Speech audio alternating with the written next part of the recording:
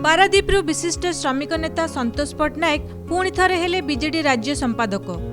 पारादीपरू दलर सुप्रीमो पूर्वतन मुख्यमंत्री नवीन पट्टनायक पुणी तांको ऊपर आस्था प्रकट करिसेंती। संतोष पट्टनायक पुणी थरे बीजेडी राज्य संपादक घोषित हेबा परे कुजंग समेत पूरा पारादीप निर्वाचन मंडलीरू शुभेच्छार सुओ छुटुची। विभिन्न महलरू बुद्धिजीवी एवं दलीय कर्मी 0 पॉइंट कार्यालय रे पहुंची तांको फूलतोड़ा दे स्वागत करिसेंती।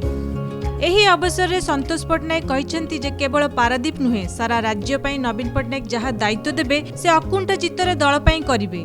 दल को संगठित करी रखिबा सह शासक दलर मनमानी विरोध में स्वर उत्तोलन करिवे एवं साधारण जनता स्वार्थ पई संग्राम जारी रखिवे।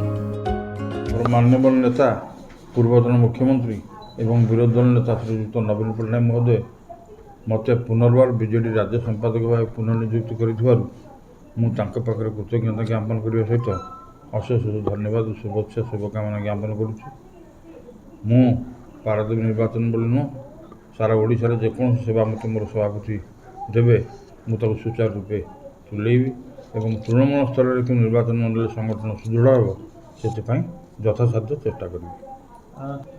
आम निज निर्वाचन मंडल में बहुत इश्यू अच्छी 2 वर्ष है जहाँ हूँ आपण मैंने जानते बर्तमान आगू केमती सुचारू रूपे से कार्यक्रम करा पंचायत इलेक्शन पौर निर्वाचन में केमती बीजेडी विपुल संख्यार जितपट हम से आम दृष्टि देव।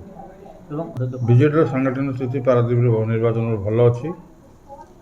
बीजेपी केवल प्रचार प्रसार चली जहाँ हूँ आज भली दिन में कह आग दिन में आप जानवे।